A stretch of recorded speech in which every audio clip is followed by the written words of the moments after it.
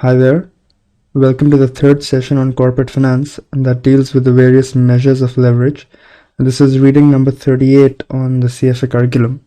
So we'll understand leverage and the impact of leverage, go on to studying the three broad categories, namely operating, financial, and total leverage, and wind up with a small review on break-even analysis.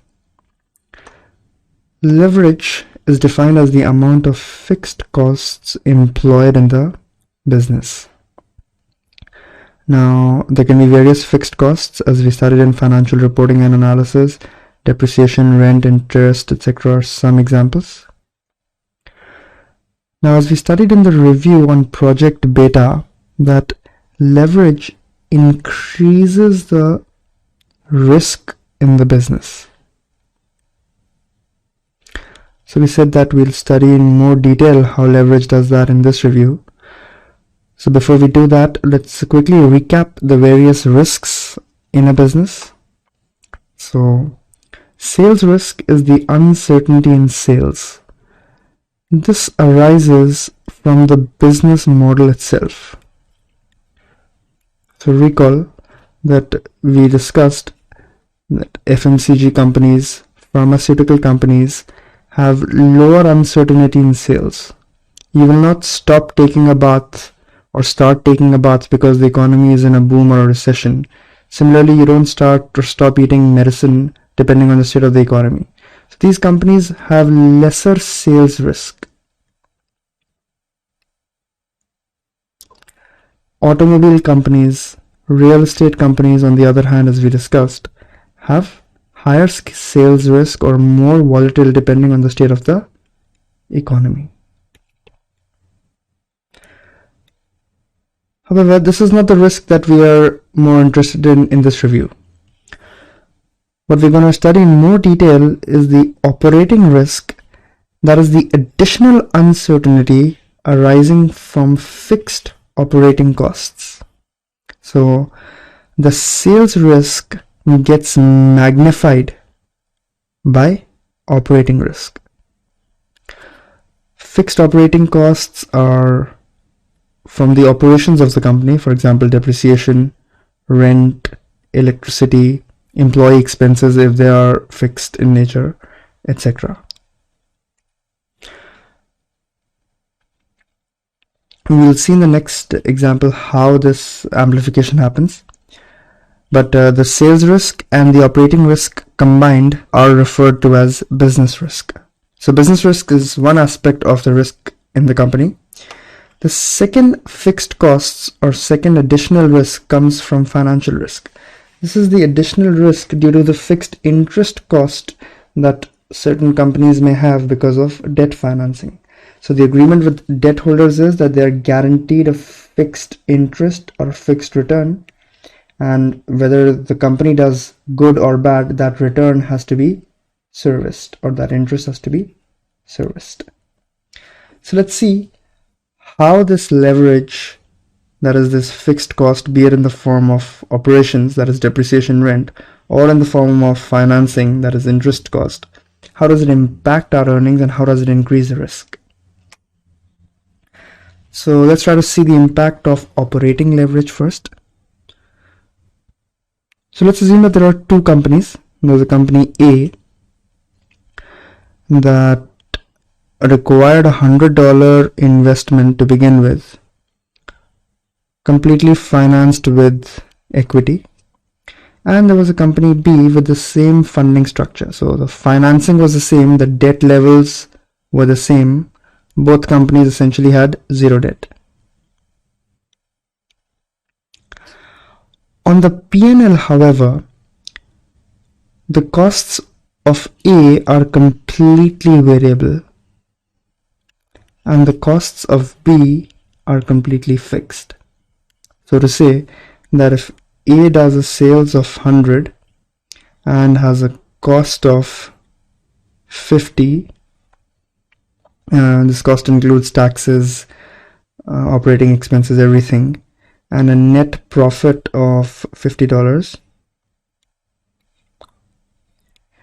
then for A, this entire $50 is variable That is, it depends on the level of production and the level of sales. So as the production goes down or sales goes down, so does the costs, and vice versa when the sales go up. The cost is completely dependent on the level of production. There is no fixed cost in the business A. Business B also has a similar profit structure. That is, sales are $100, cost at the moment is $50, and it has a net profit of all, after all expenses, of $50. However, the costs of company B are entirely fixed. That is, regardless of the level of production, B has to spend just $50 to meet his sales. But even if the sales fall, B will continue to have to spend $50. Now let's see how things will look if a sales risk event plays out. So let's say the economy does really well and the sales of both companies grow by 10%. This is company A and this is company B. So both are able to sell 10% more volumes of products. So the sales of A become $110. But what will happen to his cost? His costs are all variable in nature from what we had described. So costs would also go up in the same proportion, or it would become $55, such that the profit becomes $55 for company A. Whereas for company B, all costs are fixed. So if sales go up by 10%, the costs won't move because all costs are fixed in nature. The cost remains at $50, or the profit becomes 110 minus 50, that is $60. Likewise, if things don't turn out to be so good, that is, if there is a recession in the economy and sales for both companies actually fall by 10%, so the sales of company A become $90, and because costs are variable, even costs will come down by 10% to about $45, bringing the profits down to $45. If the same event plays out in company B, that is, the economy goes into a recession, so he's not able to sell as many products, he sells 10% lower, and now again the costs for company B remain fixed, so the profit will fall down to $40. Now, if we analyze what's happening, in both cases the sales risk is a 10% growth and a 10% degrowth. For company B also, the sales risk turned out to be 10% higher sales in good times and 10% lower in bad times. Let's see what happens to the profits. For company A, the profit from 50 becomes 55 in good times, and from 50 becomes 45 in bad times. So a 10% sales risk translates into a 10% earnings volatility. That is, the sales risk is the same as the earnings risk.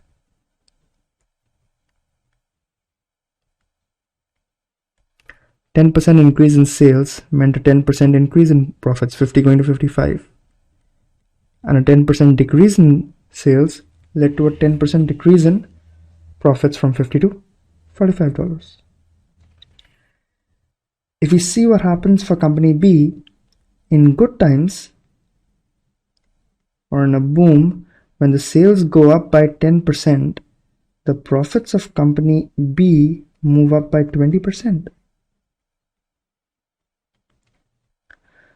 But in bad times, when sales fall by 10%, unfortunately the cost still remains high and the profit falls down by 20%. So you see the 10% volatility is magnified 2 times because of the high fixed costs. So if fixed costs are high, it will help you on the upside because costs won't increase when sales will. But it will hurt you on the downside also when the sales will fall but the costs won't. So companies with lesser leverage have lower risk and higher leverage have higher risk. Let's understand the same concept again with an example of financial leverage. So now we'll keep the debt in one of the companies and see how that impacts earnings.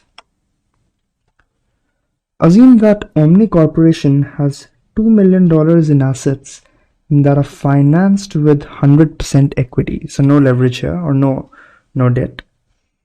Fixed costs are $130,000. This is not interest cost because there is no debt. So these are all operating fixed costs. Omni is expected to sell 150,000 units, resulting in an operating income of $170,000. So his selling price is $5. His variable costs are $3. So $2 is the gross margin that he makes per product, or $300,000 gross margin, as you can calculate, minus $130,000 of fixed operating costs, giving us an operating profit, or EBIT, of $170,000 for Omni. The tax rate is given to be 30%, so we can calculate the whole P&L. Calculate Omni's net income and return on equity if its EBIT increases or decreases by 10%. So first, let's calculate the net income as is. The EBIT, that is the earnings before interest and tax, is $170,000. The interest expense is going to be 0 since there is no interest, and the income will be taxed at 35%.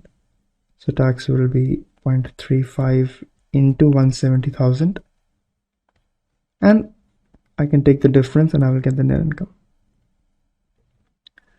Now the question asks that what will happen to this net income and the return on equity. So return on equity will simply be net income upon $2 million, since it's entirely been financed with equity.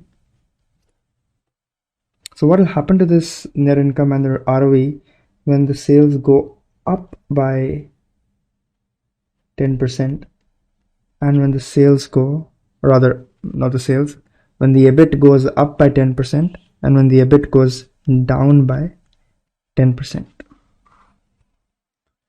So 10% higher means that the sales would be, or EBIT would be to the tune of $187,000.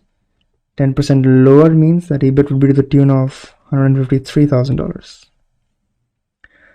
I can again calculate the tax as 35% of this income.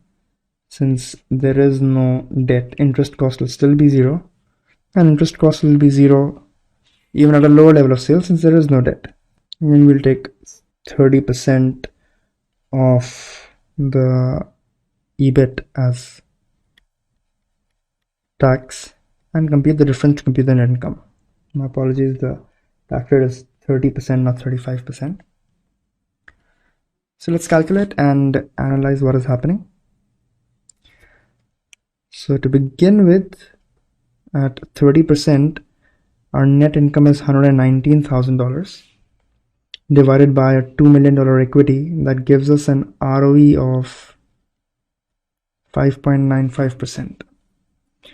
If the EBIT increases by 10%, that is, it becomes a number equal to $187,000, then at a 30% tax rate, my net income will go up to $130,900, and that divided by a $2 million equity would mean an ROE of 6.45%. So that's in the good times when the EBIT goes up. When the EBIT goes down, the net income and the ROE in the same manner will fall down to 5.355%. Now please analyze again that as the sales increase by 10%, the net income increases to the ending value minus the beginning value divided by the beginning value. So let's calculate. So type 130,900 minus 119,000 divided by 119,000, which comes out to be equal to 10%. So we see that as the EBIT grows by 10%, so does the net income, and you can calculate that 5.95 becomes 6.545. So even the ROE goes up by 10%, that is by 0.595. And when the earnings fall by 10%, the net income also falls by 10%, and the ROE also corrects by 10%, that is 0.595% lower, 10% lower than the base. This is an example of no financial leverage because the company was financed with 100% equity, so there was no fixed interest expense. Let's see what happens when we put some interest into the picture and we increase the fixed cost. Taxes are a variable cost. They're calculated as a percentage of the income. So if income is lower, tax will be lower. If income is higher, tax in absolute terms will be higher. So it's not a fixed cost, it's also variable. Continuing from the previous example, assume that Omni is financed now with 50% equity and 50% debt. Please recall that we needed $2 million of assets, and now we're financing it 50% with equity. That means $1 million of equity and $1 million in debt. The interest rate on the debt is 7%. Calculate Omni's net income and ROE. If its EBIT again increases or decreases by 10%, the tax rate is the same at 30%. The only difference in the P&L now would be that there would be a fixed interest cost of 7% of the outstanding debt. That is 7% into 1 million, which is equal to $70,000. So we need to additionally subtract this $70,000 and then calculate the net income. So let's see how it looks. The EBIT going up by 10% and the EBIT going down by 10% would be similar numbers. Please note there would be a fixed interest expense that the company has to pay regardless of the level of sales. So the bank lender does not want to participate in the upside or the downside. You have to pay him his dues regardless of the level of business. The difference between the EBIT and the interest gives us the profit before tax. Apply a 30% tax rate and subtract the tax to get the net income. Similarly,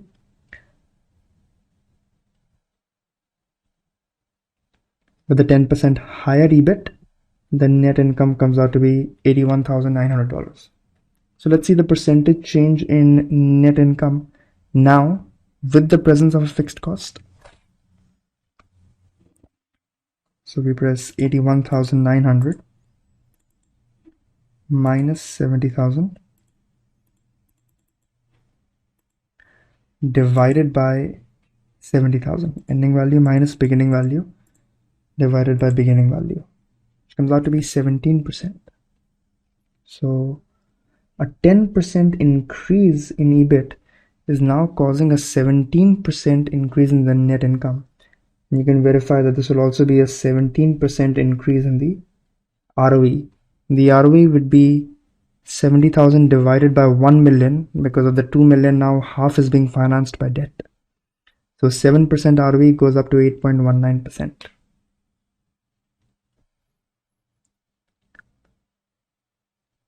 Likewise, when the earnings or the EBIT falls by 10%, the net income comes down to $58,100, which means a decline of 58,100 minus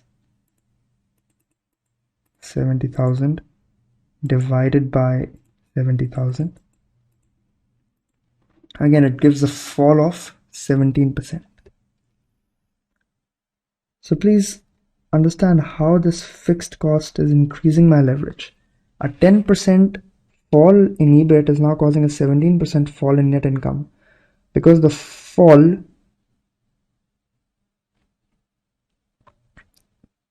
is not across all expenses.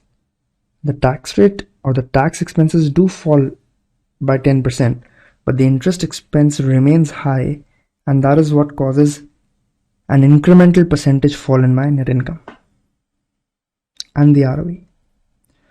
So understand, leverage, be it operating or financing, increases my sales risk or amplifies the sales risk, both on the upside as well as on the downside. So if things go well, then we will have additional profits. But if things go worse than expected, then we will have additional losses because of leverage. Now, please recall that operating leverage comes from fixed operating costs like depreciation, rent, etc. The impact of operating leverage is quantified in the degree of operating leverage, or the DOL. So the degree of operating leverage is calculated as the percentage change in EBIT for a 1% change in sales. That is, if the quantity of sales goes up or down by 1%, how much does my EBIT go up or down by? Recall from the example we did that for our company A, where there was no fixed costs or no operating leverage, the degree of operating leverage came out to be equal to 1.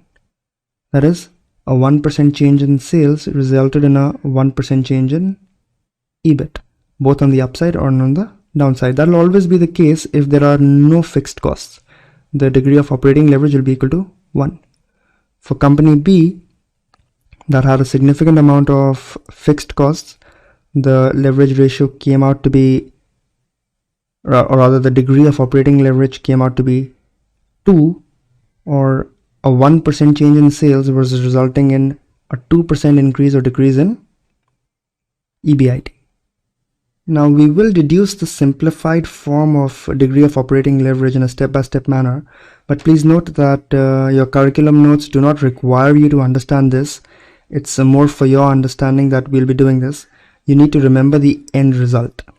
However, let's begin by assuming that the sales change from an original level of Q1 to Q2, that is, the earlier sales quantity was Q1, which now has gone up to Q2, and that has resulted in an EBIT change from EBIT 1 to EBIT 2. The pricing, variable costs, and the total fixed operating costs remain the same, so we'll denote P as the price per unit, C as the cost per unit, and FC as the total fixed operating costs. So using our notation, the degree of operating leverage can be written as the percentage change in EBIT, that is the ending EBIT minus the beginning EBIT divided by the beginning EBIT upon the percentage change in quantity of sales, that is Q2 minus Q1 upon Q1. Now, what can the EBIT at any level be written as? The EBIT is nothing but the gross profit minus the fixed costs.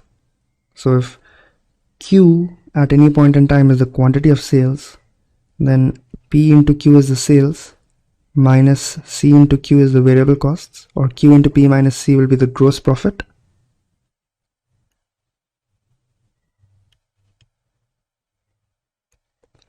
Minus the fixed costs. This will give me the EBIT.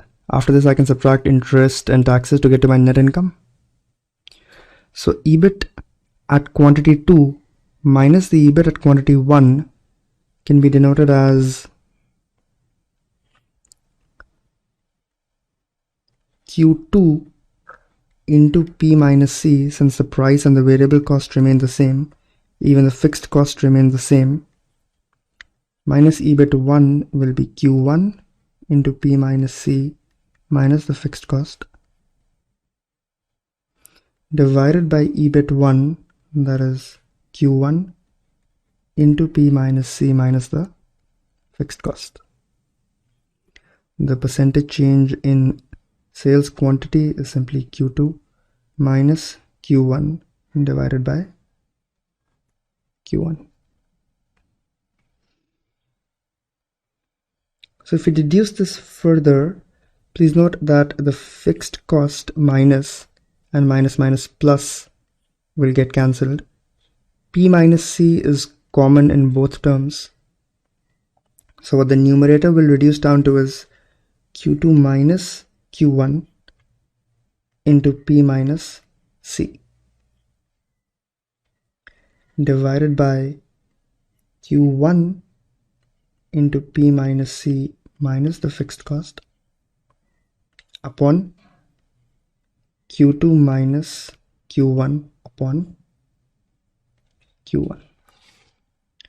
Please note that this Q2 minus Q1 will get cancelled with the same Q2 minus Q1 in the numerator, and this Q1 will go on top as the division of fractions, and the reduced formula of the degree of operating leverage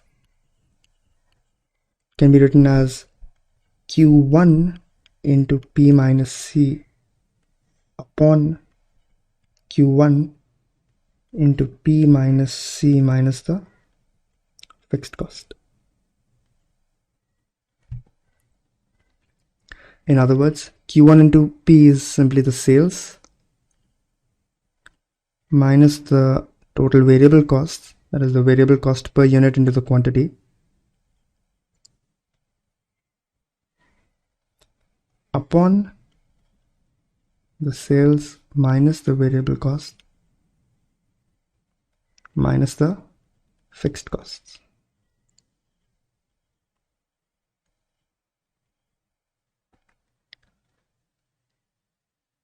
So you don't need to know this entire proof. These last two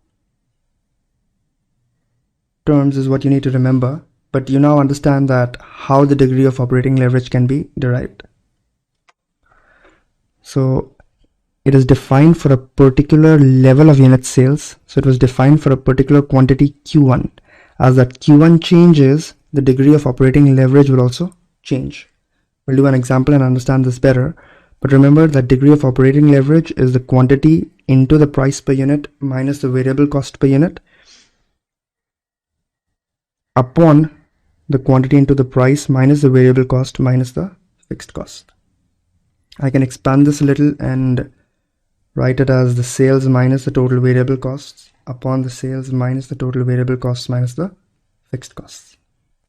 Consider the costs for projects presented in the following table. Assume that $150,000 units are produced for each firm. Calculate the degree of operating leverage for company A and company B.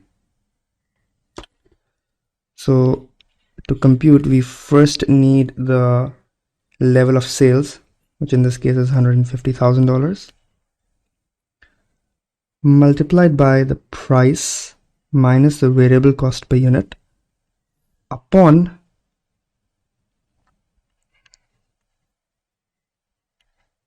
the sales minus the total variable costs, that is the same calculation, minus the total fixed operating costs, which are given to be $50,000 for company A. So this will come out to be $150,000 divided by 150 minus 50, $100,000, that is equal to 1.5, which implies that if the quantity sold for company A goes up by 10%, the EBIT for company A or the profit for company A will go up by 15%, and vice versa. if the volumes fall by 10%, the EBIT will fall by 15%. Likewise, you can do the calculation for company B and compute the degree of operating leverage. So for company A, it comes out to be 1.5. For company B, it will come out to be 1.76.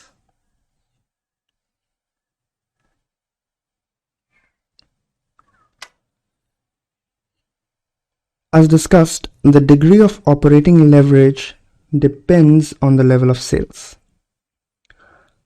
So if our company A, instead of 150,000 units, had it sold 200,000 units, the degree of operating leverage would have decreased.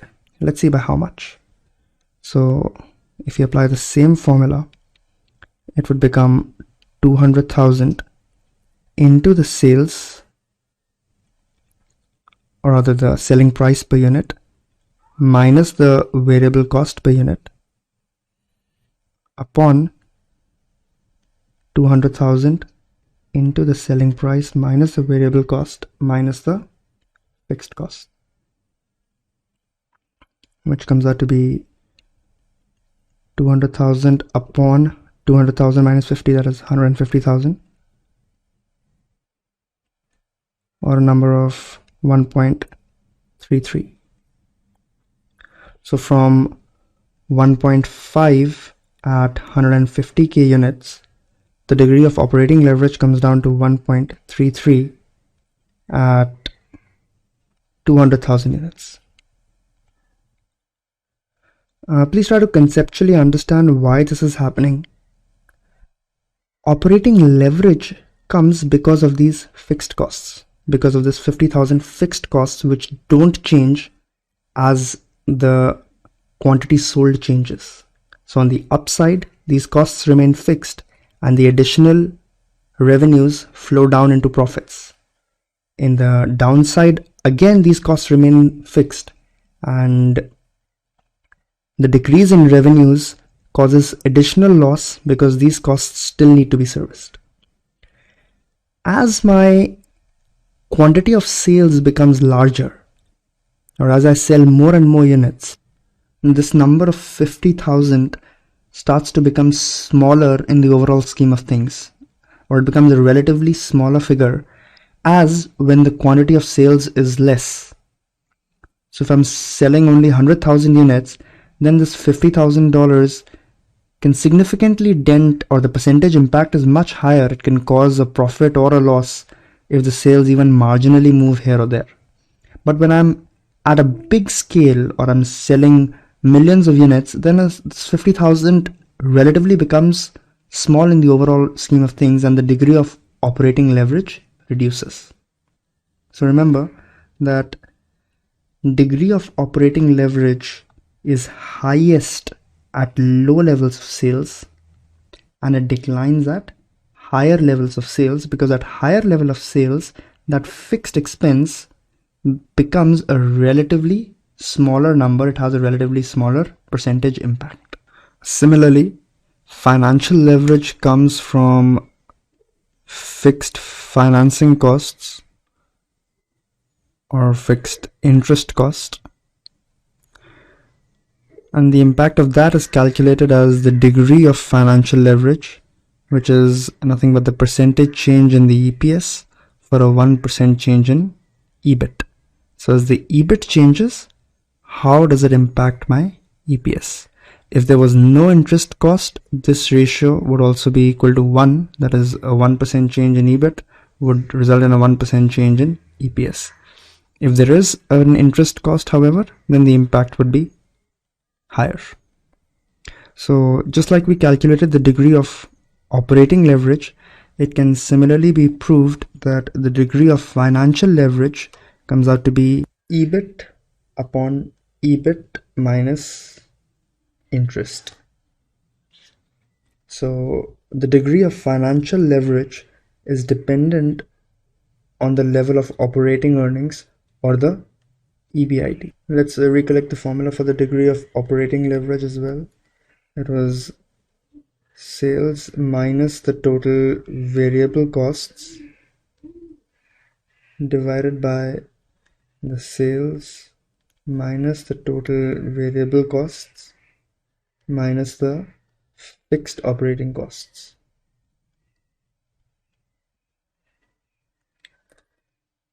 In similar fashion, or it was the gross profit upon gross profit minus fixed costs.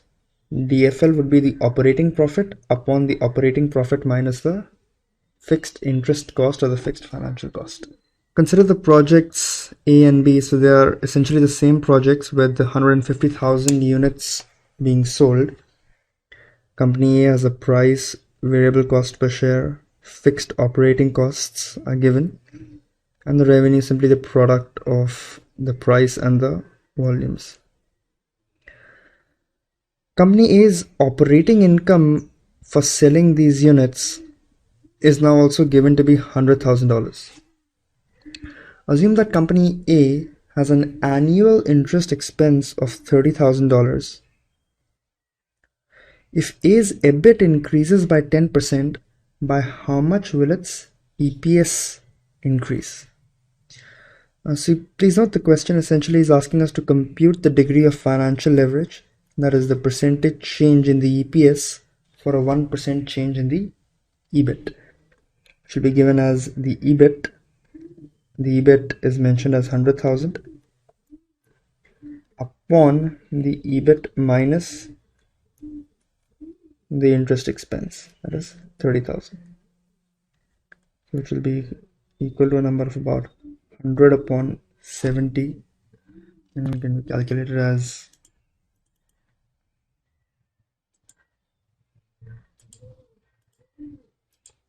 1.43.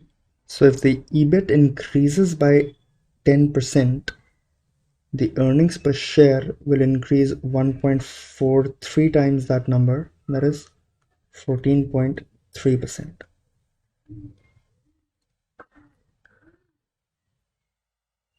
Had the EBIT declined by 10%, the EPS would have fallen by 14.3%. Please note that this 1.43 multiple is coming because of these fixed interest cost. The interest cost remains the same no matter what. So as the EBIT increases, the incremental earnings flow directly into the EPS, causing a larger increase than just the increase in the EBIT.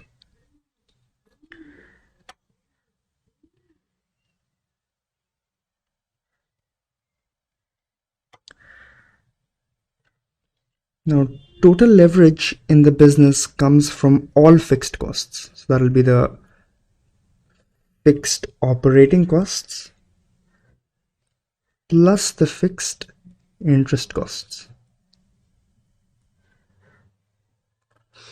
And the degree of total leverage will correspondingly be defined as a combination of the degree of operating leverage and the degree of financial leverage. It's a combination of both effects. So it is the percentage change in EPS directly from a 1% change in sales. So if you look at the structure of the income statement, we have sales minus the variable costs minus the fixed operating costs first, which give us the EBIT. So the impact of this first fixed cost or the operating fixed cost is incorporated in the degree of operating leverage. But the business has more fixed costs in the form of interest as well. So EBIT minus interest gives me the PBT, and the PBT minus tax will be the PAT. So the second fixed expense of interest that is coming is captured in the degree of financial leverage. So if we are to compute the impact of a change in sales quantity on the PAT, then we essentially have to incorporate the effects of both the operating leverage as well as the financial leverage. So the degree of total leverage is defined as the percentage change in EPS for a percentage change in sales quantity. Or in other words, I can multiply this and divide it by both the percentage change in EBIT. It won't change anything. I'm multiplying and dividing it by the same number, a percentage change in EBIT. What this does is that I can now rewrite this formula as the percentage change in EPS upon the percentage change in EBIT into the percentage change in EBIT upon the percentage change in the quantity of sales. So what the left hand side of the equation now becomes is exactly equal to my degree of financial leverage. This is how we defined it, the percentage change in EPS for a 1% change in EBIT. And the right hand side of this term becomes the degree of operating leverage. This is how we define the degree of operating leverage. Or in other words, we can say the degree of total leverage is the same as the degree of operating leverage into the degree of financial leverage.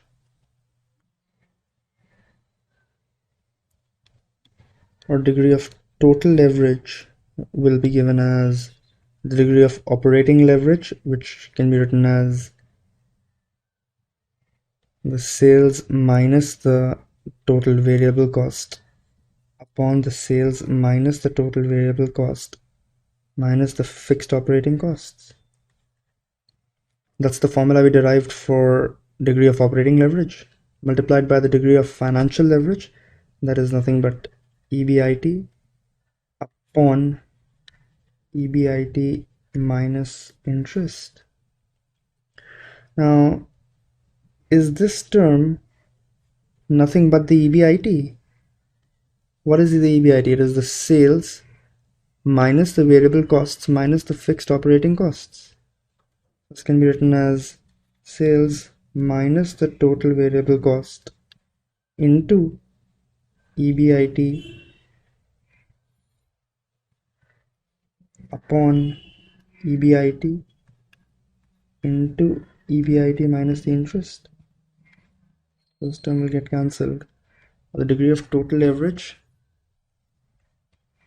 you can write it in one more format as sales minus the total variable costs upon EBIT minus interest. EBIT can be written as sales minus total variable cost minus the fixed operating costs minus the interest.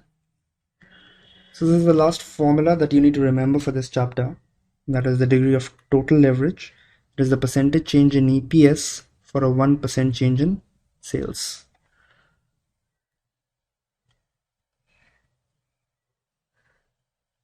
Again, the books don't prove it the way we've done, so please refer back to the video in case you don't understand anything while reading it from your curriculum notes.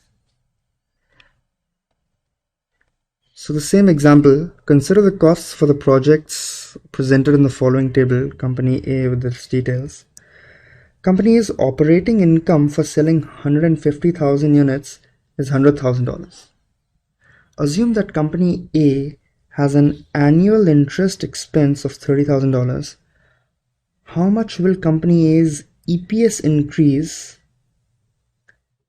if it increases its sales? So see, the relationship now is between sales and EPS, hence we know that he's asking for the degree of total leverage. The sales increase by 10%.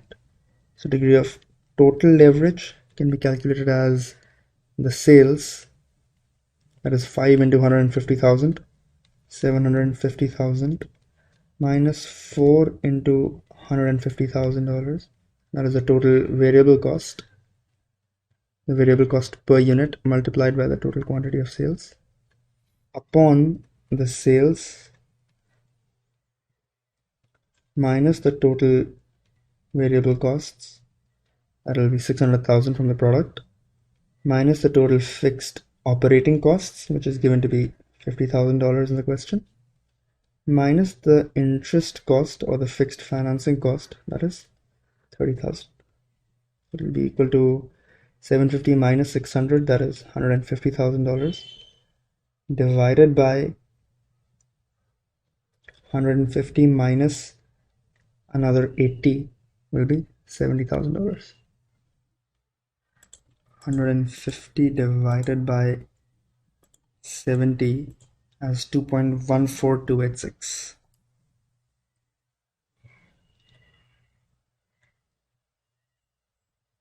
That is, if the company's EPS increases, or rather, if the sales increase by 10%, the EPS will increase by 21.43% as 10% into 2.143.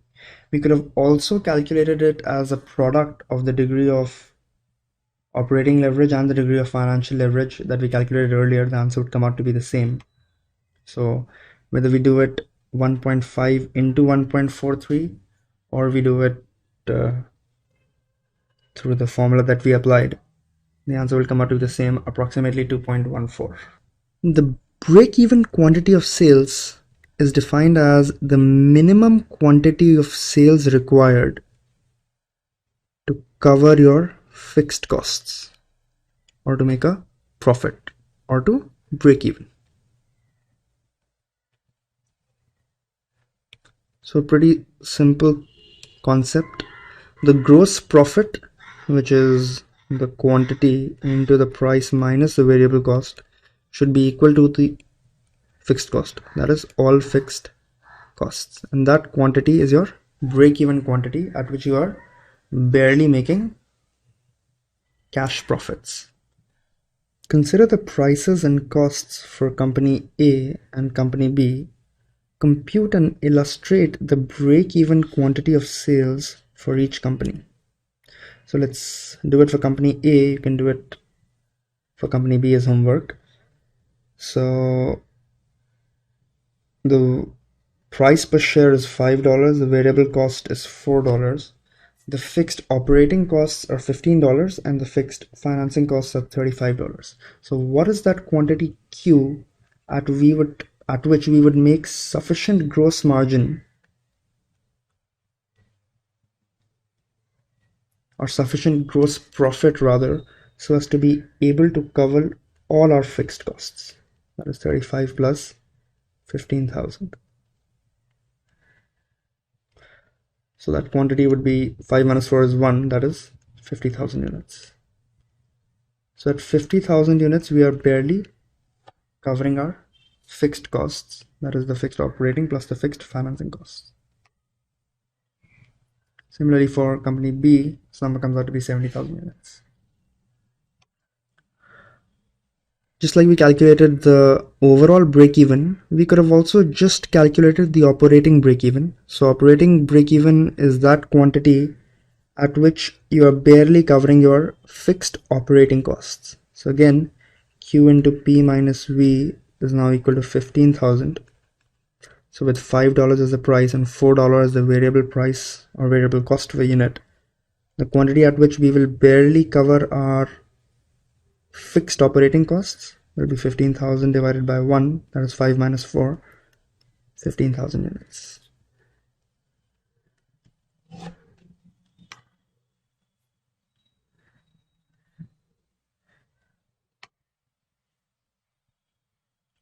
The operating break-even for company B would be at about 45,000 units. So that concludes the review on measures of leverage. Please practice your question bank and see you next time.